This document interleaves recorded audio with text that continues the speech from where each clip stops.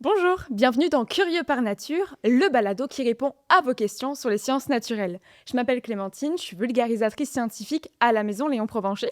Je suis pas toute seule aujourd'hui, je suis accompagnée, je te laisse te présenter. Oui, je m'appelle Dominique Dumais, je suis la directrice générale de la Maison Provencher, puis je suis vraiment contente de participer à un épisode. Ben moi aussi, là on est bien accompagnés aujourd'hui, il faut pas dire de bêtises. Puis on est aussi accompagné de notre expert du jour, docteur Jean Gauvin. Pareil, je vous laisse vous présenter. Oui, bonjour. Mon nom est Jean Gauvin. Je suis médecin vétérinaire à la retraite. J'ai été en pratique privée dans le domaine des petits animaux pendant 40 ans. La moitié de mes patients n'étaient pas des chiens et des chats. J'ai travaillé aussi à l'Aquarium de Montréal, tout ça. J'ai passé une partie de ma carrière dans l'enseignement à l'Université de Montréal, à l'Université de l'Île-du-Prince-Édouard, puis au cégep Lionel Groux, pour technicien en santé animale. Aussi, ça fait 40 ans que je suis dans les médias. Donc, présentement, ma dernière assignation, si on veut, c'est chroniqueur vétérinaire depuis 8 ans maintenant à l'émission Moteur de recherche à Radio-Canada. Waouh, on a Bien vraiment, accompagnés. c'est ça, on est bien accompagnés vraiment aujourd'hui. C'est super parce que notre sujet du jour, c'est l'intelligence des animaux. Alors, c'est un sujet qui est très vaste, puis Oui. on a tous fait nos petites recherches là-dessus, puis en fait, on s'est rendu compte que c'était pas si simple que ça. Non. Alors, juste avant de commencer, j'aimerais qu'on définisse qu'est-ce que c'est l'intelligence. Oui, c'est difficile d'avoir une seule définition. Si vous faites des recherches, vous allez vous apercevoir que tout dépendant du chercheur ou de la chercheur, il va avoir des définitions différentes. Moi, la définition que je préfère, c'est la possibilité d'apprendre, de comprendre et de s'adapter à son environnement pour résoudre des problèmes auxquels on pourrait faire face. Puis ça, avec cette définition-là, ça touche autant les humains que les animaux, que l'intelligence artificielle, Bien sûr. et même, jusqu'à un certain point, les plantes. Parce qu'on parle d'adaptation aussi là-dedans. Par contre, il y en a qui vont... Moi, ça, c'est ma définition préférée, c'est clair. Il y en a qui vont parler beaucoup plus du langage aussi qui doit être incorporé là-dedans. Moi, je ne suis pas convaincu que c'est ça. Je pense vraiment que juste le fait de comprendre, d'apprendre, puis de s'adapter, l'adaptation, c'est probablement la chose la plus importante. Puis tout au courant d'évolution, ça a été super important parce que si tu ne t'adaptes pas, tu meurs, puis tu disparais.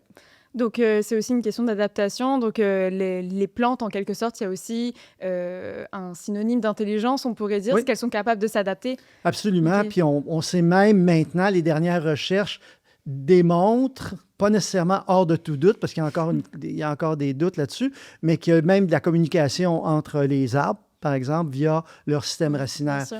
des champignons qui ont au niveau des racines, puis tout ça. Donc, oui, effectivement, il y a un type d'intelligence, mais encore une fois, il y a des niveaux, on va sûrement en parler tantôt, mais il y a des niveaux d'intelligence. Puis encore une fois, ça dépend aussi de la personne qui va faire l'étude, qui Bien fait les sûr. recherches, parce qu'on a toujours un biais quand on fait ces études-là. On n'est pas supposé en avoir, là, mais il y en a toujours un qui existe. Donc, à cause de ça, on pourrait trouver, par exemple, qu'il y a des espèces qui vont être moins importantes, des espèces qui sont plus importantes, ce qui n'est pas le cas. D'ailleurs, si ça vous intéresse, on a fait un autre balado sur la communication des plantes. Donc, ça peut peut-être vous intéresser. Notamment, on parle des communications avec les rhizomes C'est et ça, à exactement. l'intérieur des racines. C'est ça. Et je reviens donc sur le sujet de l'intelligence des animaux. On avait aussi une question, c'est est-ce que c'est dur de mesurer l'intelligence des animaux? Comment est-ce qu'on s'y prend finalement? Oui, c'est vraiment pas facile. Oui, c'est ça. C'est vraiment pas facile. Disons que je vais essayer de simplifier là, pour que ça soit le plus compréhensible possible. Mais disons qu'il y a deux façons d'essayer d'évaluer l'intelligence des animaux. Puis de l'étudier en même temps. Ça va dans la même question, là. En fait, tu peux le faire soit en laboratoire ou soit dans la nature. OK? Puis en laboratoire, ben, tout le monde a déjà vu des vidéos, par exemple, de rats qui vont peser sur une manette pour avoir une récompense, ou il va y avoir des labyrinthes dans lesquels ils vont mesurer les temps, tout ça. Alors, ça, c'est une façon d'évaluer, mais quelque chose de vraiment précis. D'ailleurs, pour les études pour les animaux, il faut tout le temps qu'il y ait un sujet précis parce que sinon, on s'éparpille trop. Mais donc, on peut faire des études comme ça. Mais ça peut représenter un problème majeur. Je vais vous donner un exemple. Dans les années 40, il y a un homme, un chercheur, qui a fait des observations sur les loups dans les jardins zoologiques et qui a écrit ses conclusions, qui s'est tombé un peu pendant l'oubli. Puis dans les années 70, il y a un monsieur qui s'appelle Meach qui a repris ces données-là et qui a établi une théorie qui s'appelle la théorie, entre autres, du chien alpha. Et cette fameuse théorie-là qui dit qu'il faut que tu domines le chien. Puis là, on a eu toutes les affaires épouvantables avec le dressage de chiens. Donc, depuis les années 70, que les pauvres chiens souffrent à cause de cette théorie-là. Et finalement, Meach s'est en allé dans le bois, puis il a commencé à regarder les meutes de loups en forêt, puis il s'est aperçu que c'était pas vrai du tout ce qu'il avait dit. C'était faux. Tout était... les loups ont un noyau, une famille nucléaire, puis ça ne fonctionne pas avec une hiérarchie de l'armée. OK? C'est pas comme ça du tout que ça fonctionne. Le mâle puis la femelle, c'est eux autres les alphas, puis c'est eux autres qui s'occupent de leurs chiots, mais c'est tout. Puis c'est aperçu que les batailles qu'il y avait, par exemple, avec les loups dans le zoo, c'était tout simplement à cause du stress, de l'anxiété, le fait qu'ils étaient gardés dans des enclos. Donc, ça, c'est le problème qu'il peut y avoir avec les études qui sont faites en laboratoire. C'est pour ça qu'il faut tout le temps qu'on se garde une petite gêne. Puis c'est pour ça que les protocoles doivent être interprétés puis doivent être faits de la bonne façon. Sinon, on peut s'en aller sur une mauvaise voie complètement. C'est beaucoup plus sévère que c'est maintenant. Il y a Lorenz qui avait découvert ça aussi là, dans les années 60, où est-ce qu'il s'apercevait qu'étudier les animaux en nature versus les animaux dans un laboratoire, c'est complètement différent. Oui. Mais dans certaines choses, si, mettons, par exemple, on peut voir s'il y a une adaptation, on parlait d'adaptation tantôt pour certains comportements, tirer sur une ficelle, ouvrir une porte, avoir une récompense, bien là, oui, il peut y avoir, tu sais, c'est pas que c'est tout mal, mais il faut faire attention. Bon, là, si on va, mettons, pour les études qui sont faites en nature, là, encore là, c'est compliqué parce que ça dépend de ce que tu recherches. Fait que les chercheurs, en général, ce qu'ils vont faire, c'est qu'ils vont avoir un focus sur un item. Par exemple, ça peut être l'attention, ça peut être la patience, ça peut être la mémoire, ça peut être la cognition de l'environnement, puis tout ça.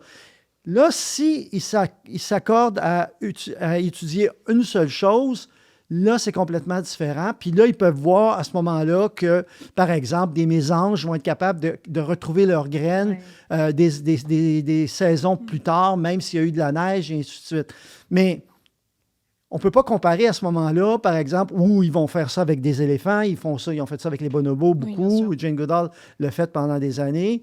Mais à ce moment-là, si on compare avec une seule chose, à ce moment-là, c'est différent. Donc, tu peux comparer des bananes avec des bananes, mais tu ne peux pas comparer une banane avec une pomme. Fait que si, mettons, c'est l'attention que tu recherches chez un animal, mais à ce moment-là, tu ne peux pas comparer l'intelligence si c'est la patience que tu regardes ou l'attention, par exemple, chez un border collie.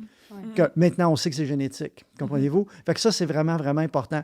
Puis c'est ça. Fait que c'est pour ça que c'est toujours difficile de faire des études sur l'intelligence parce que ça dépend qu'est-ce que tu regardes en réalité. Puis une personne peut dire, ben moi, je regarde A parce que je pense que l'adaptation, ça va être plus important que, par exemple, le langage ou le fait d'utiliser des outils ou de créer des outils comme les chimpanzés le font pour se nourrir, par exemple, ou être patient pour avoir une récompense encore plus grande. Oui. OK, ça s'est fait aussi. Ça, c'est vraiment extraordinaire. Mais il faut que tu compares tout le temps ces choses-là entre elles et non pas avec des choses qui n'ont pas rapport.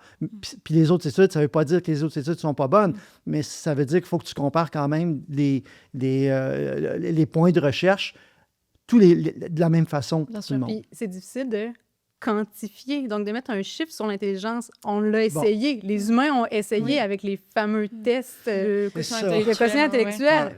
Ouais. Ça a été prouvé que finalement, bon, c'est peut-être pas la meilleure échelle, mais c'est difficile si, sur nous, qu'on se comprend, le faire chez les animaux avec lesquels on ne communique pas ou qu'on a de la difficulté à communiquer, c'est extrêmement difficile de calculer l'intelligence d'un animal. Oui, en fait, il y a eu des études qui ont été faites là-dessus. Il y a une étude qui a été faite à Duke, à l'université Duke aux États-Unis, où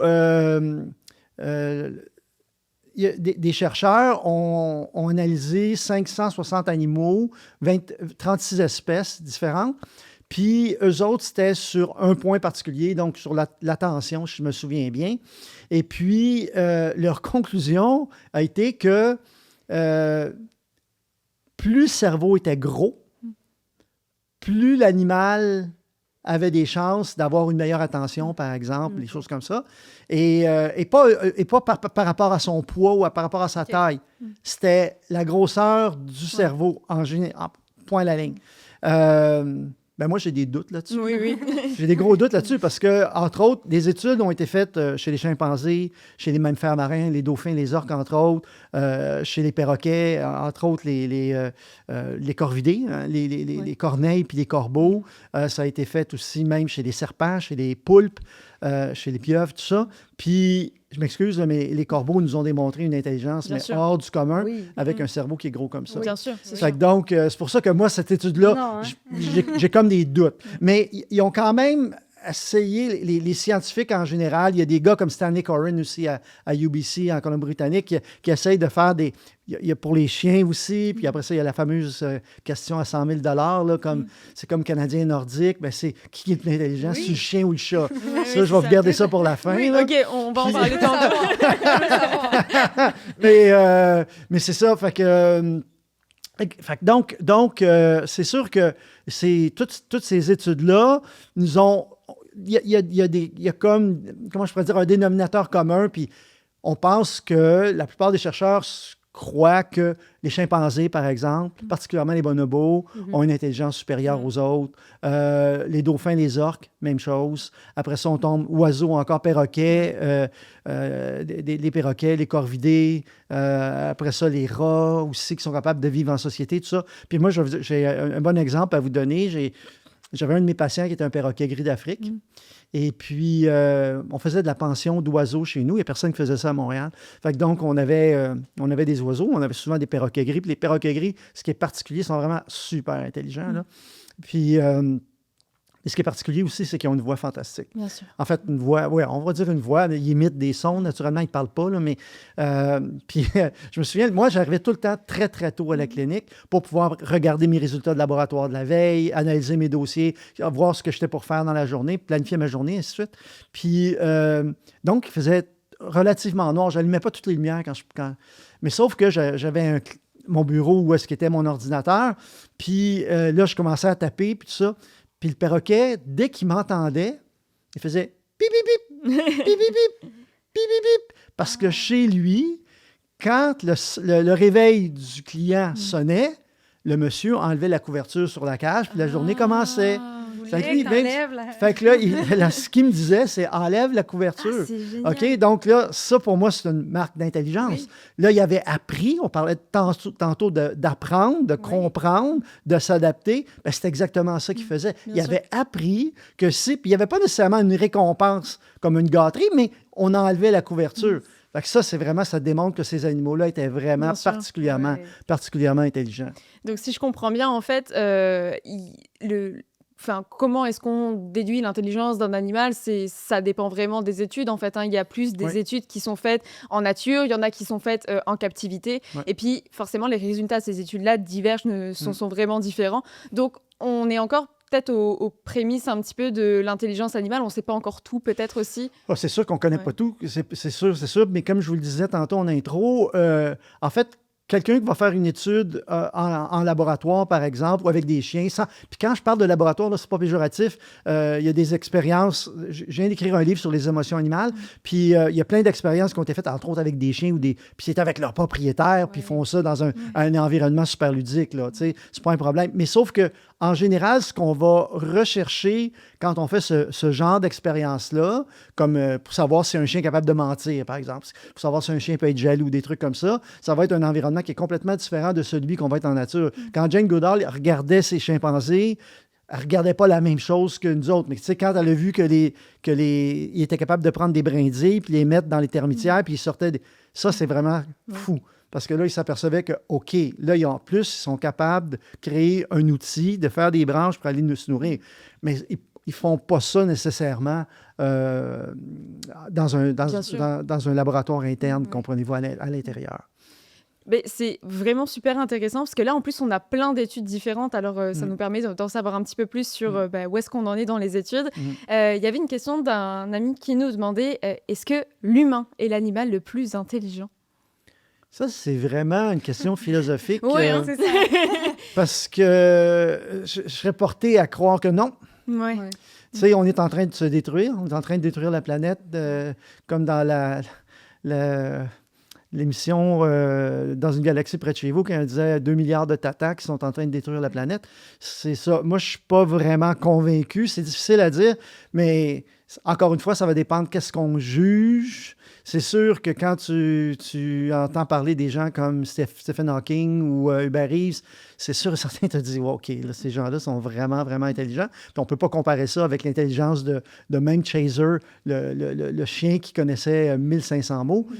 C'est pas pareil. Bien sûr. Le chien était vraiment super intelligent, mais je veux dire, il reste un fait. Mais sauf que la façon que l'homme, en général, l'homme, la femme, en général, se comporte en ce moment, on ne peut pas dire vraiment que c'est une grosse preuve d'intelligence. Puis, on a une conception de l'humain comme étant au bout de la pyramide. Au bout de la pyramide. Mais en fait, c'est toujours une question d'adaptation. Mais moi, dans le fond de l'océan, je te garantis que je ne vais pas survivre alors que le dauphin va être capable. C'est toujours une question d'environnement. On ne juge pas un poisson par sa capacité à grimper des arbres. Bien sûr, c'est clair. Puis là, on est en train de se détruire, mais je m'excuse, il va rester de la vie sur la Terre. Là. Oui, exactement. Ils vont être en mesure de s'adapter. Eux autres sont là déjà, puis ils vont être là encore. Là. Les tardigrades vont nous survivre. Là. Je pense qu'on en parle dans tous les épisodes. Oui, alors là, le tardigrade, le blob aussi, on en parle tout le temps. Hein, je trouve que c'est bien quand même de le dire que l'humain, c'est pas forcément l'animal le plus intelligent parce que je trouve que c'est un peu une idée reçue. Puis même nous, pendant les camps de jour, on l'entend vraiment beaucoup.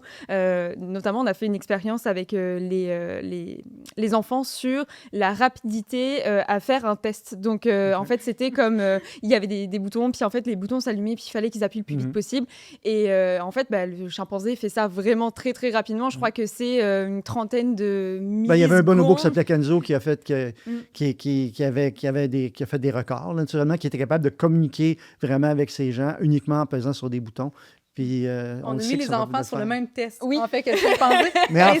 Et les enfants sont restés longtemps à essayer de battre le chimpanzé. Mais il faut faire attention parce que c'est comme le langage, par exemple, chez les perroquets, puis ou le langage chez les chiens, combien de mots qu'ils sont capables de comprendre versus les enfants. Puis ça dépend du stade aussi de l'enfant. Là. Moi, je ne suis pas psychologue humain, mais les études, les recherches que j'avais faites pour une chronique à la radio démontraient que au début, ça peut se comparer, mais après ça, ce que les enfants vont comprendre comme parole, comme mots, ça devient exponentiel, comparativement au chien où est-ce qu'il va avoir son plateau. Parce qu'un chien qui parle, qui comprend 100, 125 mots, il est vraiment dans le top. Puis à 200 mots, il est dans le 20 Puis il y en avait des chiens qui sont capables d'en comprendre 1000. Fait que ça, c'est vraiment exceptionnel. Donc, on avait un petit peu parlé des différentes études d'intelligence des animaux, tout ça. Est-ce que vous avez des exemples vraiment de comment est-ce qu'on peut étudier ça avec, mettons, des tests, je sais pas moi, pour... Oui, un exemple facile que tout le monde va comprendre, c'est Chaser. Chaser, donc, c'est une fille qui est Border Collie, puis qui a été adoptée par 2 psychologues américains. Puis, donc, tôt dans la vie de Chaser, ils ont commencé à leur montrer des trucs, des mots, surtout des mots. Il y avait des toutous. Puis, mettons, le gars disait « Va me chercher le chat ». Fait que là, il partait, le chien s'en allait chercher le chat, puis tout ça. Fait que donc, ils avaient développé pendant plusieurs années une relation avec ça, les deux chercheurs. Puis là, à un moment donné, ils se sont mis à faire des études sur le chien. Et puis, celle qui, pour moi, est phénoménale, c'est la déduction. C'est-à-dire que le chercheur se mettait dos au chien, donc le chien ne pouvait pas voir la figure, les mimiques, quoi que ce soit. Puis là, il y avait des toutous que Chaser connaissait. Il y en avait 2 qui connaissaient, donc il y avait le chat qui connaissait, puis il connaissait le chien. Puis mettons, là, je dis n'importe quoi, c'est le dauphin, mais je ne me souviens pas exactement de celui qui ne connaissait pas. Fait que il y avait ces 2-là, plus celui qui ne connaissait pas. Puis là, va me chercher le chien. Pendant le chien va chercher le chien. OK, on va remettre le chien là-bas. Va chercher le chat, tout ça. Puis à un moment donné, ils ont dit, va me chercher le dauphin. Mais là, le dauphin, c'est un mot qu'ils ne connaissaient pas, le chien. Puis là, tu vois le chien, c'est une vidéo que vous pouvez avoir sur YouTube. Vous regardez ça, le chien, tu vois qu'il réfléchit puis il dit, OK, c'est pas le chat, c'est pas le chien. Donc, il faut que ça soit l'autre, le dauphin ou whatever. Ça, c'est de la déduction. Wow. Ça, c'est vraiment extraordinaire. C'est vraiment... Puis ça, comme je vous disais, ça c'est une étude à l'interne, mais je vais vous montrer qu'on peut juger... On pouvait juger à ce moment-là de l'intelligence de ce chien-là. Est-ce qu'on peut dire que tous les chiens sont comme ça? Non, absolument pas. Là. D'ailleurs, il y a un palmarès à chaque année des plus intelligents jusqu'aux plus morons, là, si on veut. Là. Puis moi, j'ai tout le temps eu des chiens qui étaient pas hauts dans la liste. Oui, là. ça. Mais ça, c'est correct. On les aime quand même. Oui, c'est ça. Ils ont d'autres qualités, OK? Fait que donc, ce ne sont pas tous les chiens, mais on sait pertinemment qu'année après année, il y a 2-3 races de chiens qui sont toujours dans le top 3. On parle souvent du Border Collie. C'est le Border Collie qui est numéro 1.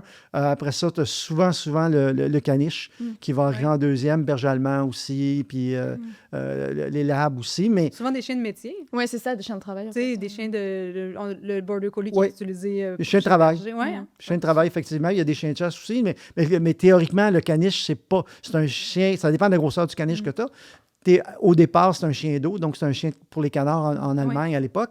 Mais effectivement, il y a certaines races qui vont avoir, puis tu as des races qui l'ont moins. Là, ils sont beaux. Ils sont oui, beaux. Au moins, ils sont cute, c'est ça. Ils sont fines. Là, Dominique puis moi, on a déjà eu des teckels à poil dur. Moi, j'ai tout le temps pensé que c'était des teckels à tête dure. Puis, mais c'était super fine. Puis tu voyais que c'est juste que c'était comme... Des fois, c'est comme des chats, tu sais, c'est pas toi qui contrôle, c'est eux autres qui contrôlent l'affaire. Fait que ça peut être différent. Puis il y a des gens qui vont trouver que, par exemple, un furet, c'est pas intelligent parce qu'il va pas chercher ton journal le matin. Ben, je m'excuse, mais c'est pas ça de l'intelligence. Oui, pour certaines personnes, ça peut peut-être être ça. Tu sais, il est pas intelligent, il va pas chercher mes pantoufles ou pas chercher le journal ou, tu sais, bon, ainsi de suite. Ça dépend pour toi, c'est quoi l'intelligence. C'est pour ça qu'il y a vraiment un clivage. Ça, c'est vraiment, comme je vous disais tantôt, c'est comme les équipes de hockey, mais il y a vraiment un clivage pour est-ce que c'est le chien ou est-ce que c'est le chat? Tu sais, ben, maudit chat, il est bien niaiseux, puis il s'en va, puis il vient pas quand je l'appelle, puis ainsi de suite. Ben là, ça dépend qu'est-ce que pour toi est l'intelligence. Là. Est-ce que c'est d'être un animal soumis qui va t'apporter tes affaires, qui va répondre à tout ce que tu veux, ou un animal qui est plutôt indépendant, qui a été... En fait, il y a plein de chercheurs qui disent que le chat n'a jamais été domestiqué. Que c'est lui qui nous a domestiqués. Mais ça, c'est une autre histoire. Mais c'est vrai que ça fait beaucoup moins longtemps que le chat est domestiqué, mais encore une fois, des recherches que j'ai faites là-dessus, puis il y a des biologistes qui croient que l'animal, le chat n'est pas complètement domestiqué. C'est vachement intéressant. Et puis, on revient sur le Border Collie, là, l'histoire de déduction. Est-ce qu'il y a d'autres animaux qui sont capables de déduire comme ça? J'ai pas fait d'études spécifiques là-dedans. On peut le croire. Okay. Je pense, par exemple, aux pieuvres là, qui sont capables d'ouvrir des bocaux puis tout ça pour aller manger. Oui. Donc, c'est sûr qu'il y a une déduction. Ils mettent le bol, le bac, mettons, le pot maçon dans l'eau avec un morceau de poisson dedans, puis ils mettent la pieuvre là-dedans. Puis elle voit bien qu'il y a un morceau de poisson. Donc, déduit que si je ne rouvre pas, je n'aurai pas la récompense.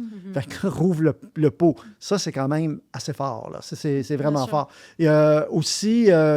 vous connaissez sûrement le test du miroir. Oui. Le test du miroir qui va démontrer en grande partie qu'un animal va être conscient. Ouais. Donc, beaucoup la sentience. Là, je m'excuse, c'est pas un anglicisme, mettons, on utilise le mot de sentience en français aussi.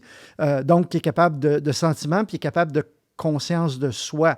Puis ça va loin parce qu'il y a même des labres. Des labres, c'est des poissons qui nettoient les requins, entre autres. Là, Puis si, par exemple, tu le mets devant un miroir, puis tu mets un autocollant sur le corps, puis tu le mets devant le miroir, il va voir qu'il y a un autocollant, puis il va essayer de l'enlever. Malade. Donc, ça veut dire qu'il est conscient. Ça existe déjà. On le savait déjà pour les chimpanzés, les éléphants d'Asie, les pies, entre autres. Puis le labre aussi, c'est vraiment particulier. Mais ça, encore une fois, ça démontre un niveau, encore une fois, ce qu'on appelle ça l'intelligence, c'est la conscience de soi. Minimalement, une conscience de soi parce que l'animal est capable de savoir « Oh, j'ai ça là, ça ne me tente pas de l'avoir, je vais l'enlever ». Parce que la plupart des autres, pas la plupart, je devrais dire, il y a beaucoup d'animaux, là, je n'ai pas d'études, donc je veux dire, il y a beaucoup d'animaux qui vont regarder dans le miroir, vont dire c'est qui lui, puis ils vont l'attaquer. Un chat, c'est pas rare qu'un chat va attaquer. Ou même moi, à la clinique chez nous, on avait un gros minou on avait une grosse affiche dans la salle d'attente, puis ça arrivait une fois par 2 semaines qu'un chien sautait sur le poster. Là. Oui, c'est ça, bien sûr. Ça arrive. Moi, j'ai un chien, par exemple, quand on s'en va courir sur les plages, tout ça, des fois, il voit un rondin très, très loin, un bout d'arbre, là, puis il commence à aboyer dessus, là, sans avoir conscience que c'est un... Ouais, mais il est cute, je l'aime quand même. Il y avait aussi d'autres choses qu'on pouvait tester chez les animaux et ça rentrait un petit peu dans le cadre de l'intelligence, c'était la mémoire. Ouais. Est-ce que vous avez par exemple des exemples de ça? Je vais être plate, puis je vais reparler de Chaser. Chaser connaissait au-dessus de 1000 mots. Ouais. Donc, il devait avoir une mémoire vraiment importante. Moi, j'ai assisté à une présentation avec un perroquet, un gris d'Afrique. Puis Dr. Pepperberg avait fait son PhD sur la cognition chez les animaux avec ce perroquet-là, dont son nom m'échappe, mais ça va me mener pendant la discussion. Puis là, il était sur la table, par exemple, puis il y avait des formes, donc des étoiles, des triangles, des rectangles, et ainsi de suite. Puis il y avait des couleurs différentes. Puis là, Dr. Pepperberg nous disait, dans la salle, on était juste des vétérinaires aviaires, puis elle disait, bon, demandez quelque chose au perroquet. Puis là, quelqu'un disait, mettons, va chercher l'étoile. Mais là, s'il disait, donne-moi l'étoile rouge qui est à côté du ballon. Bien là, il était capable de faire ça. Incroyable. Ça prend énormément de mémoire. Parce que là, en plus d'avoir de la mémoire, tu es obligé de faire des associations. Oui, la forme, la couleur, parce que les perroquets sont capables de voir les couleurs, et la forme, puis même l'organisation dans l'espace de où est l'objet. Ça, c'est assez phénoménal. Puis comme je vous dis, je l'ai vu moi-même. J'étais vraiment, vraiment, vraiment impressionné. C'est plate parce que cet oiseau-là est mort quand même. Il n'y avait pas une plume sur le corps. Il était malheureux au bout. Là. Mais en tout cas, c'est un exemple comme ça qu'on peut penser qui vraiment te montre que ces animaux-là ont de la mémoire, qui sont capables même de faire des déductions. Ils sont capables d'apprendre aussi. On a tous... si vous avez un chien, vous le savez. Un chien va venir s'asseoir à côté de vous, puis il va s'asseoir. Un coup qu'il est assis, vous lui dites assis, puis vous lui donnez une récompense. Il n'y a pas l'inverse, là. Il s'est assis, pur hasard. Ouais. Tu lui donnes une récompense, tu lui dis assis. Et après un certain temps, tu vas lui dire assis, puis le chien va s'asseoir. Pourquoi? Parce qu'il a associé la récompense à s'asseoir. Tu lui as pas dit assis. Non, tu n'as pas dit ça. Tu as juste montré. Donc, il s'en rappelle. Ça, c'est de l'adaptation aussi. C'est adapté, puis il y a aussi, là, je ne vais pas me faire sauter dessus par les psychologues, mais c'est des réflexes conditionnés puis des réflexes appris aussi. Là. OK, ça, c'est sûr et certain. Puis, ça fonctionne. Moi, j'avais une de mes étudiantes que son chien, le matin, c'est un gros chien, puis le matin, le chien s'étirait. Puis là, elle disait à son chien, quand il faisait ça, étire-toi, puis elle donnait une récompense. Puis là, elle était en stage chez nous à la clinique, puis le chien était là pour n'importe quel... Elle disait, étire-toi, puis là, le chien s'étirait. Encore une fois, le chien avait appris. Ouais. Donc, effectivement, on peut... Les chiens, pas juste les chiens, là, c'est la même chose avec les chats, c'est la même chose avec les rats, avec les furets, les oiseaux. Ils apprennent. Puis là, tu sais, un chat, par exemple, peut aller te voir, puis il va te demander de la nourriture. Puis, si, mettons, tu n'y en donnes pas parce que tu es occupé ou quoi que ce soit, bien, il peut aller voir le conjoint ou la conjointe puis faire le même cirque. Parce qu'il sait qu'il va finir par l'avoir de cette façon-là. Oui. Encore là, ça, c'est pas de l'amour, mais c'est quand même un réflexe qui a été appris. Oui, exactement, qui a été appris. Un comportement qui a été appris, donc, de la part de l'animal. Encore une fois, ça te prend une certaine intelligence pour dire, OK, ça n'a pas marché, mais c'est pas grave, je lâche pas, je vais aller voir puis je vais faire le même cirque avec l'autre. Comprends-tu? Puis peut-être à un moment donné, ça va fonctionner. C'est pour ça qu'il y a des gens qui confondent beaucoup l'amour puis ça, mais ça ne veut pas dire que l'animal ne t'aime pas non plus, là, c'est sûr et certain, mais en tout cas. Mais on s'est aperçu beaucoup de ça, entre autres, chez les chats qui étaient... il y a une étude qui a été faite sur des chats qui étaient obèses, puis ils voulaient voir si la nourriture avait une influence justement sur l'affection de ces chats-là. Puis ils se sont aperçus que oui, il y avait une influence. Parce que ces animaux-là étaient sur des diètes hypocaloriques. Puis là, c'était juste les parents qui avaient le droit de leur donner de la nourriture, des gâteries, des choses comme ça. Fait que là, c'est sûr que là, l'animal sait comment avoir des gâteries, va se frotter contre nous, va ronronner, va se faire flatter, et ainsi de suite. Il y en a qui appellent ça l'hypocrisie. Non, encore une fois, ce n'est pas d'hypocrisie. Ça, c'est tout simplement le fait que l'animal a appris que si tu le flattes, si tu t'en occupes, si tu es fin, bien, à ce moment-là, tu vas avoir une gâterie. Fait que oui, ça existe, mais la plupart de ces comportements-là peuvent s'expliquer aussi, là.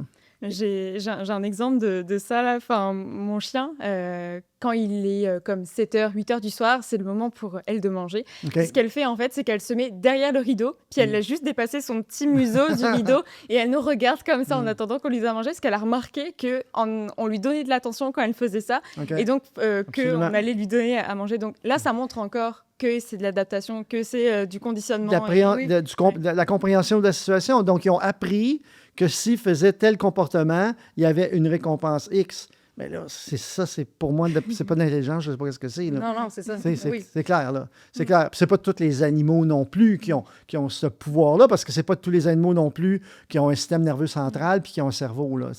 Les éponges n'ont pas de cerveau. Mais c'est des animaux quand même. Comprenez-vous? Oui. C'est pas une plante, là. Même chose pour le corail. Mais ils n'ont pas de cerveau. Quand on pense, par exemple, aux méduses, je pense mettons principalement les méduses, ils n'ont pas de système nerveux central, mais ils ont un système, mettons, comme diffus, si on veut. Là.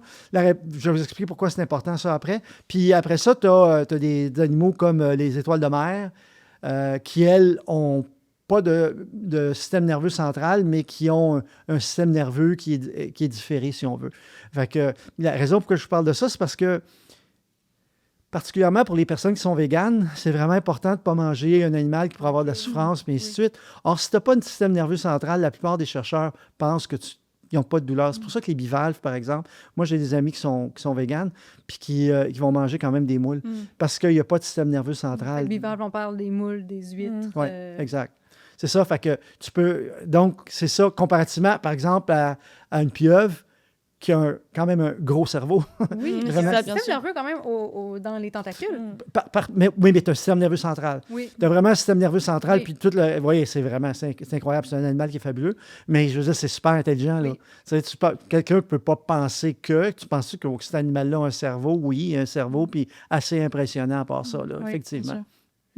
Tu voulais rajouter quelque chose tantôt, Dominique? Non, en fait, c'est parce qu'on parlait de mémoire.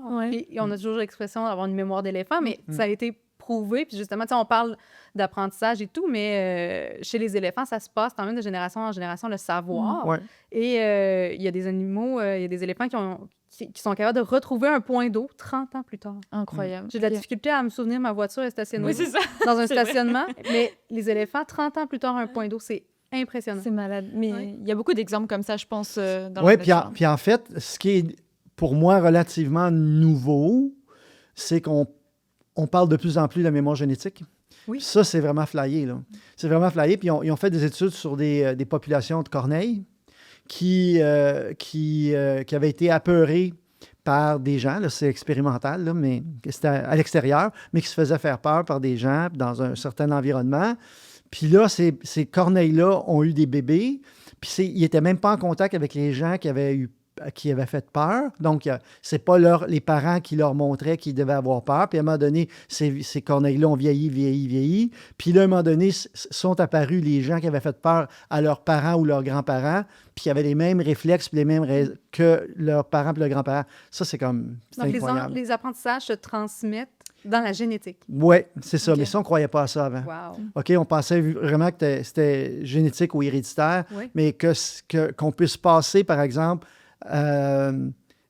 c'est pratiquement des environnementales, puis que ça soit passé génétiquement à ta progéniture, ça, c'est nouveau aussi. Okay. Donc, ce qui peut arriver aussi chez les éléphants qui ont effectivement une bonne mémoire, mais les oiseaux aussi, là, on en parlait tantôt avec les graines, c'est sûr et certain que le fait que dans certaines situations, on prouve que c'est vraiment les parents qui leur ont transmis ça de façon génétique, ça, c'est quelque chose de complètement... pas complètement nouveau pour les chercheurs, mais pour moi, c'était vraiment nouveau quand les dernières recherches que j'ai faites dans la littérature scientifique, m'apercevoir de ça, je me disais, oh my God, ça, c'est vraiment fort. Ça, c'est vraiment, vraiment fort. Vraiment. Est-ce que c'est comme de la sélection naturelle, un petit peu? tout passe par là. Ouais. Tous les comportements que nos animaux vont avoir, sans exception, sont tous reliés à la survie de l'espèce. Ouais. OK. Fait que donc, ça, c'est sûr et certain que l'affaire des corneilles, comme je vous disais, l'étude qui a été faite récemment, bien, ça démontre effectivement, ces gens-là, ils vont avoir peur, donc ils ont moins de chances de se faire tirer dessus par un chasseur de corneilles. Là, c'est sûr et certain. Fait que, donc, ça va aller pour la survie de l'espèce. Mais dans la plupart des comportements, c'est pour ça que les éthologues puis les vétérinaires spécialistes en médecine du comportement animal, ils interprètent la plupart des comportements d'une façon différente des préjugés que les gens peuvent avoir. Je reviens encore à l'hypocrisie, je reviens encore à la vengeance, des trucs comme ça. Ben, il y a des façons, quand on y pense, tu sais, il y a toujours une raison derrière ça, plutôt qu'un anthropomorphisme, que de dire, ben là, il s'est vengé ou il s'est vengé parce que j'étais parti au travail toute la journée. Non, c'est ça, bien sûr. il y a tout le temps des explications. Il y a tout le temps des explications. Fait que quand on est rendu à... Tu sais, je te dirais que c'est que tu as des émotions primaires, des émotions secondaires. Quand on a des émotions primaires, tu sais, comme la joie, la colère, tout ça, c'est la même chose pour les animaux aussi. C'est quand on tombe dans le secondaire que là, là, il y a des choses qui existent, comme chez les chiens, on a prouvé qu'il pouvait y avoir de la jalousie. Oui. Chez les chimpanzés aussi. Oui, mais moi, je te parle particulièrement des chiens, mais on n'a jamais été capable de le prouver chez les chats, de façon scientifique. OK. Est-ce qu'on peut considérer quand même que il y a une intelligence émotionnelle chez les animaux? Absolument. Est-ce que c'est un type d'intelligence? Absolument. On pense aux éléphants qui font leur deuil, par exemple. On l'a déjà vu. Oui, absolument. Oui, il y a des gens. C'est pour ça que je fais une différence entre les émotions et les sentiments aussi. C'est complètement différent. Parce que tu vas avoir une émotion qui va être comme ça tout de suite. Tu es content, tu es heureux. Puis après ça, mettons, quelque chose comme, comment je pourrais dire, la dépression parce que quelqu'un est parti, ça fait longtemps. Mais là, tu es plus dans le sentiment que dans l'émotion pure. Ouais. Mais oui, effectivement, il y a de l'intelligence émotionnelle. C'est clair et net. Encore une fois, il y a toujours... faut toujours prendre ça d'une façon... la plus... Un peu comme Darwin l'a fait quand il était sur Snoopy. Là. En fait, c'est que on pense tout le temps à la survie de l'espèce. Oui. Il faut que les iguanes marins, ils se sont adaptés à cette vie-là pour pouvoir survivre dans cet environnement-là, puis ils ont survécu. Mais s'ils ne l'avaient pas fait, ils seraient morts. C'est sûr que, après tout ce qu'on fait, c'est sûr que nous autres, en plus, avec les animaux domestiques, là, tu as une autre composante parce que c'est sûr qu'eux se sont adaptés depuis 50 000 ans à l'homme, aux humains en général. Puis, même chose pour les chats plus tard. Fait que là, on a joué un peu avec la génétique, puis on a joué avec l'intelligence. Il y a eu de la sélection qui n'est pas naturelle à ce moment-là. Il y a une sélection qui a été faite. Parce que les animaux, par exemple, les chiens qui vivaient avec les gens il y a 50 000 ans, bien, s'ils ne s'approchaient pas des humains, s'ils n'étaient pas faits avec les humains, bien, ils ne survivaient pas. Là, parce qu'il n'y a pas de bouffe. Comprenez-vous? Tandis que si, mettons, ils étaient plus fins que les autres, puis là, il était capable, il était nourri, puis ainsi de suite. La même affaire avec les chats, puis avec les rats, puis le début de l'agriculture. Bien, sans les chats, bien, à ce moment-là, il y avait trop de rats, les cultures étaient détruites. Mais il a fallu que les chats qui étaient sauvages, je m'excuse, là, mais ils ne s'approchaient pas du monde. Fait qu'il n'y avait pas cette possibilité-là d'avoir de la nourriture. Puis là, ben, qu'est-ce qu'ils font? Éventuellement, ils mouraient. Fait que là, les gens à l'époque, ben, ils gardaient autour d'eux autres. Eux autres ne le savaient pas, là, la génétique ne connaissait pas ça, mais ils gardaient les chiens qui étaient le plus heureux, qui n'étaient pas dangereux pour eux autres, et ainsi de suite, puis qui les aidaient à les protéger, par exemple, des prédateurs actuels. Qui étaient là à ce moment-là. Puis de cette façon-là, ben, ça leur permettait d'avoir une meilleure vie. Puis tranquillement, ben, il y a une sélection qui a été faite comme ça. Jusqu'à l'ère victorienne où là, ça a dérapé. Ah oui. Il y a beaucoup d'exemples comme ça, justement, que les humains, en fait, ont sélectionné des animaux pour les aider. Je pense aux chevaux, par exemple, aussi, aux chiens, aux chats. Parce qu'il y avait toujours un rapport de bénéfice entre les deux. Là. Le chien avait comme de la nourriture et en échange, l'humain avait comme de l'aide pour le travail, tout ça. Là. Ouais. Ça se voit quand même assez... c'est beaucoup. Là. En général, oui. On peut dire oui. Pour ce qui est du chien et du chat, c'est vraiment, vraiment clair. Mais même, je pense, quand les premiers qui sont arrivés, par exemple, en Asie, de l'Afrique, une des raisons pourquoi ils ont été capables de se développer autant puis s'en aller vers l'ouest éventuellement, c'est à cause des espèces animales qui étaient là, qui ont pu domestiquer facilement, comme les bovins, par exemple, comme les moutons. Ces animaux-là que, par exemple, les Incas n'avaient pas. Les Incas, il y avait 2 espèces, il y avait le lama puis un autre, puis c'est à peu près tout, tandis que quand ceux qui sont arrivés d'Afrique, qui ont traversé, eux autres avaient beaucoup plus d'espèces animales. Donc, ça a été surtout à l'avantage, avouons-le, des humains. Hein, c'est sûr et certain, pour la viande, pour le lait, puis tout ça. Mais par contre, c'est sûr et certain que au point de vue, dans la nature, ces animaux-là, peut-être qu'ils auraient disparu aujourd'hui, et c'est possible aussi. Là. Mais en fait, ça a été, en tout cas pour l'évolution de la race humaine, c'est intimement relié. C'est clair, c'est vraiment intimement relié. Fait que c'est ça. Je reviens à ce qu'on disait tantôt, donc qu'il y avait des animaux qui étaient très intelligents dans la nature et il y en avait d'autres peut-être un peu moins. Il y a une amie de la maison, Léon Provencher, donc, qu'on a vu pendant le camp de jour, qui nous demande est-ce que vraiment on peut citer un animal qui est plus intelligent que tous les autres? Absolument. Toutes les études disent que les chimpanzés bonobos, ce sont les animaux les plus intelligents qui existent. Là, il y en a qui, encore une fois, je vous disais, il y a une espèce de palmarès. En deuxième, c'est les dauphins puis les orques. Mais avec tout ce qu'on comprend maintenant, tout ce qu'on a étudié sur les bonobos, entre autres, je pense que sans vouloir être trop chauvin, on peut dire que c'est probablement les animaux les plus intelligents qui existent. D'accord. Est-ce qu'on peut dire qu'il y a un animal le moins intelligent? Je ne suis pas sûr. Le pauvre, on le nomme. Non, parce que chacun de ces animaux-là a un rôle dans la chaîne alimentaire aussi. Fait que c'est sûr et certain qu'en haut de la chaîne alimentaire, tu vas avoir des animaux qui sont beaucoup plus intelligents, puis tu vas avoir les grands prédateurs comme les félins, puis tout ça, qui sont vraiment en haut. Mais je veux dire, s'il n'y avait pas des proies, par exemple, ils ne pourraient pas survivre non plus. Donc, est-ce qu'on pourrait dire parce que c'est une proie qui sont moins intelligents? Non, je ne pense pas. Ils ont toutes. C'est juste que c'est plus facile quand on. Tu sais, moi, j'ai pas lu aucun article quand j'ai écrit mon livre sur les émotions chez les animaux. J'ai jamais lu d'article qui me disait ah ouais, on a fait une étude sur les stupides musaraignes. Oui, c'est vrai. Des trucs comme ça. Ça se fait pas. C'est moins intéressant aussi. Mais tous ces animaux-là ont un rôle à jouer qui est important. On le sait, là, on le dit à tous nos enfants que chaque animal est important, puis il ne faut pas briser cette chaîne-là. C'est pour ça que l'environnement est tellement important. Mais c'est ça, on ne peut pas dire. Tu sais, quand tu y penses, le lombric est probablement un petit peu moins intelligent que le bonobo. Oui, c'est sûr. Je pense que personne qui va m'envoyer de courriel à ce soir. Non, je ne pense pas. Non. Ça. En tout cas, j'espère pas. Je peux quand même faire une mention sur l'abeille. Parce qu'il y a des recherches qui ont été faites avec l'abeille, comme quoi elle était capable de résoudre des casse-têtes puis des problèmes. Puis on pense pas aux insectes, mais je veux quand même les souligner. On a 2 épisodes de notre balado sur les insectes, puis ça vaut quand même la peine d'être. Oui, en fait, il y a même un groupe de chercheurs c'est en 2024, qui ont à New York, qui ont écrit comme une charte, par exemple, entre autres sur la sentience. Puis eux autres sont convaincus que les abeilles sont sentientes.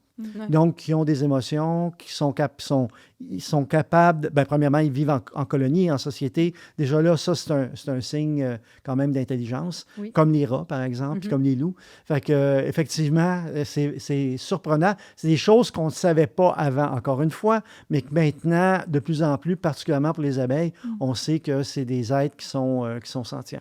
Puis, il y a aussi les bourdons qui sont capables d'intelligence émotionnelle, c'est-à-dire qu'ils vont se rappeler qu'ils ont vu une personne, qu'ils ont vu quelque chose pendant des années et des années, enfin, dans le cas, pendant leur vie. Donc, en fait, c'est vrai qu'on néglige quand même pas mal les insectes, mais c'est quand même des animaux qui ont quand même ce degré-là d'intelligence. Donc, en fait, les chercheurs que je vous mentionnais tantôt, là, ils se sont posés la question, est-ce que tous les animaux sont sentients? Puis encore une fois, si tu n'as pas de système nerveux central, probablement pas, mais on n'est pas sûr à 100%, entre autres à cause des insectes. Fait que donc, les insectes, probablement plus, mais encore une fois, c'est un peu comme chez les mammifères, tu as un ordre aussi là-dedans. Probablement que les abeilles sont au top, puis que possiblement, tu pourrais avoir des maringouins qui seraient en bas de ça. Mais quand tu penses aux tiques, par exemple, c'est vraiment probablement l'animal le plus dangereux au monde. Ils sont vraiment aussi, eux autres, ils se sont adaptés à l'environnement d'une façon incroyable. C'est la preuve. Moi, j'ai gradué dans les années 80, la maladie de Lyme n'existait pas au Québec. On avait pratiquement pas. On avait quelques tiques, là, comme les chevreuils et tout ça, là, mais la tique aux pattes noires, on n'avait tout simplement pas. Ils se sont adaptés au changement climatique. Puis là, maintenant, ils montent de 10 km. Encore une fois, on peut se poser la question, est-ce que c'est de l'intelligence? Probablement pas c'est de l'intelligence, mais c'est forcément de l'adaptation à un environnement qui est complètement nouveau. Là. Je pense aux parasites, par exemple, aussi. Est-ce que c'est une forme d'intelligence que, mettons, le parasite, le champignon, le cordyceps, il se met dans le cerveau de la fourmi, puis il la fait monter très haut dans une branche parce qu'il sait qu'il va toucher plus d'autres fourmis avec ses spores? Ou c'est une forme de sélection naturelle aussi? C'est un peu les deux, je pense. C'est sûr et certain. C'est la même affaire avec la toxoplasmose, Ouais. puis les chats, puis les rongeurs. Les rongeurs qui sont atteints de toxoplasmose, ils n'ont pas peur de rien. Donc, ils n'ont pas peur des chats non plus, puis ils sont bouffés. C'est ça. Puis là, eux autres, ils vont continuer le cycle. C'est sûr qu'il y a une question d'environnement, de sélection naturelle là-dedans. C'est clair que ces animaux-là ont survécu grâce, entre autres, à ça. Mais c'est sûr aussi que tout le monde en profite, l'environnement en profite. Tous les écosystèmes en profitent à ce moment-là. J'avais une dernière question d'un enfant qui me demande est-ce que tous les animaux sont capables d'apprendre? Oui, absolument. Wow. Tous les animaux... attends un peu. Là, je ne devrais pas dire ça. Parce que j'ai sûrement pas étudié toutes les espèces animales, mais je vous dirais qu'en général, on va dire ça comme ça, en général, oui, les espèces vont apprendre. Encore une fois, si on parle du lombric, il va y avoir probablement une adaptation environnementale qui va faire qu'il y a tel ou tel comportement, par exemple. Mais je pense aux espèces que moi, avec lesquelles j'ai vécu pendant plus de 40 ans là, en médecine vétérinaire. On pense aux oiseaux, on pense aux reptiles, aux chiens, aux chats, de toute évidence, tous les mammifères. Oui, ils vont apprendre. Un lapin, il va apprendre à aller dans un bac à litière, même si ce n'est pas naturel pour lui comme pour un chat. Il va l'apprendre. Il va l'apprendre en autant que son parent va lui montrer comment faire. Fait que donc, puis il y en a, il y a des espèces chez lesquelles c'est plus facile de leur montrer. Moi, j'ai une tortue qui a 33 ans. C'est très difficile. Disons qu'elle n'est pas très réceptive, disons-le poliment comme ça. Fait que, donc, c'est différent. Fait qu'il y a des niveaux. Là. On va pas se le dire. On va se le dire, c'est pas... tout le monde n'est pas né égal. Oui, c'est ça, bien sûr. Mais il y a espoir pour nos reptiles, nos amphibiens qu'on a à la Maison Léon Provencher. Oui. Il y a de l'espoir. Ça dépend lesquels. Okay. Parce que c'est sûr qu'il y en a même dans...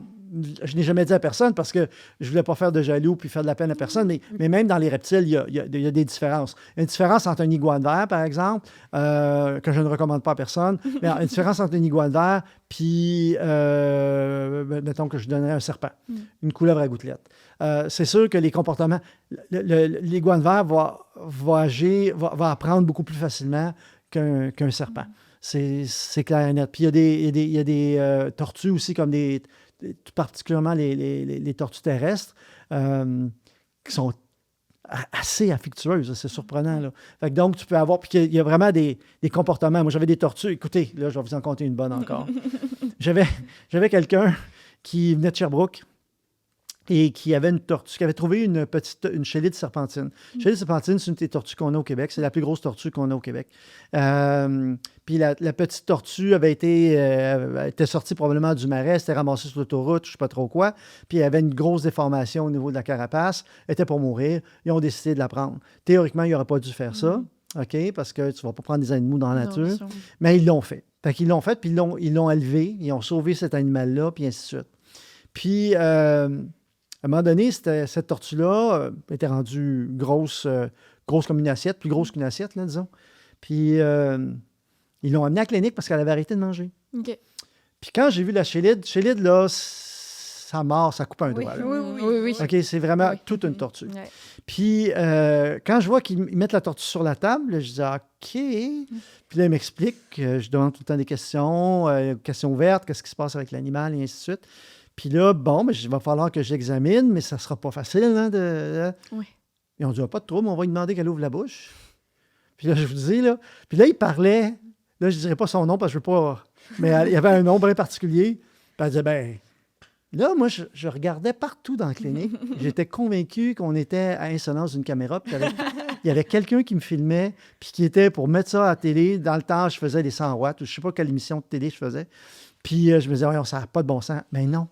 La dame a dit « OK, Krypton, mettons, ouvre ta bouche. » Puis là, elle ouvrait sa bouche, pouvait examiner sa bouche, mettait sur le dos. Cette tortue-là, il l'amenait au théâtre d'été. Il l'amenait, il y avait comme un petit pack-sac, là, un petit sac à couchage qu'il avait fait pour elle. Puis là, la madame allait au théâtre d'été, puis elle la berçait pendant la pièce de théâtre. Cette tortue avec une chélitte serpentine. C'est incroyable. C'est incroyable. Et là, cette tortue-là, c'était adapté de façon incroyable. Puis j'en ai plein d'histoires comme ça. Des animaux que tu dis, non, c'est impossible, là, je peux pas... Puis ces gens-là avaient une relation, mais phénoménale avec cette tortue-là. Encore une fois, je ne recommande pas d'aller vous chercher une serpentine dans la nature. Cet animal-là serait mort. Normalement, la sélection naturelle fait que cette tortue-là aurait dû mourir. Ils l'ont sauvée. Puis je vais en compter une autre encore, qui est vraiment incroyable aussi, avec cette fameuse tortue-là. Donc, le fils qui s'occupe de la tortue aussi, en fait, il n'était pas à Sherbrooke, il était à Granby, puis il a été accepté à l'Université de Sherbrooke, puis s'en va à l'Université de Sherbrooke. La journée qu'il est parti pour sa session à l'Université de Sherbrooke, la tortue a arrêté de manger. La première journée. Fait que, après 4-5 jours, 6 jours, 7 jours, les gens de Granby sont descendus avec la tortue, puis bon, fait que là, j'ai fait des tests, des radiographies, on n'a rien trouvé, rien trouvé. Fait que là, je leur ai donné des conseils pour des tortues. C'est toujours difficile parce que c'est une tortue indigène, puis c'est pas comme... Moi, j'étais habitué à travailler avec des animaux exotiques, donc qui proviennent de l'Équateur principalement. Fait qu'en tout cas, non, le jeune étudiant fait du vélo de montagne, se casse la margoulette en vélo de montagne là-bas, casse une jambe, retourne à la maison. La journée qu'il retourne à la maison, la tortue s'est mise à manger. Fait que ça, c'est vraiment incroyable. Fait que c'est pour ça qu'il y a des gens qui sous-estiment l'intelligence émotionnelle, justement, des animaux. Puis quand tu vois des exemples comme ça, moi, j'en ai vécu pendant 40 ans, là, ça va être mon prochain livre, c'est toutes des choses comme ça qui te démontrent que, my God, tu ne peux même pas, dans tes pires fantasmes, imaginer que cet animal-là va faire cette chose-là. Puis oui, ils font. Puis ils nous surprennent. On parle des reptiles. Parce que souvent, intelligence, on parle des mammifères. On pense aux mammifères, les grands mammifères aussi, corvidés. Donc, corvidés qui sont au Québec, les corneilles, les corbeaux, les geais bleus et les mésangers du Canada. On pense souvent à ces animaux-là, mais là, je suis contente qu'on parle de nos reptiles. Parce qu'ils sont reconnus pour avoir un petit cerveau aussi, en ratio, en proportion avec leur corps. Oui, c'est ça. Mais il ne faut pas, encore une fois, puis ça, je te dis, il y a comme une hiérarchie aussi parmi les reptiles. Tu sais, c'est clair et net. Je vous dis, j'ai eu des serpents pendant 30 ans, puis c'est sûr que j'avais pas la... C'est sûr que avec le temps, ces serpents-là se laissaient manipuler facilement, ne mordaient pas. Je pouvais les utiliser pour montrer à mes étudiants de la faculté comment manipuler, par exemple, les serpents, et ainsi de suite. Mais je n'avais pas la même relation avec mes serpents que j'avais, par exemple, avec ma tortue ou avec mes chiens ou mes chats. C'est pas du tout pareil. Non. Mais effectivement, leurs comportements sont incroyables. Oui. C'est vraiment... On apprend énormément avec les animaux, je dois vous le dire. On en apprend énormément. Oui, puis nous, on a appris énormément de choses aussi sur les animaux. Je pense que ça va bientôt être l'heure de nous quitter, malheureusement, même si c'est un sujet qui est super intéressant. Et je pense qu'on pourrait clairement en parler pendant 3 heures. Là, oui, on pourrait faire on aurait pu faire nos 12 épisodes. Oui, c'est clair, c'est clair. Encore un grand merci, Dr Jean Gauvin, parce que moi, je ressors de cet épisode avec plein d'exemples que je vais pouvoir dire pendant les animations aux enfants aussi. Je voudrais donc prendre le temps de remercier les enfants qui nous ont posé les questions. Si jamais vous avez des questions aussi, n'hésitez pas à nous les poser directement sur l'adresse mail de la Maison Léon Provencher.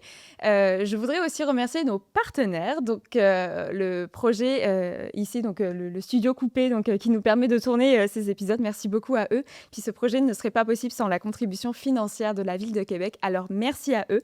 Merci Dominique également d'avoir été avec nous. Puis on se dit à très bientôt pour un prochain balado. Merci.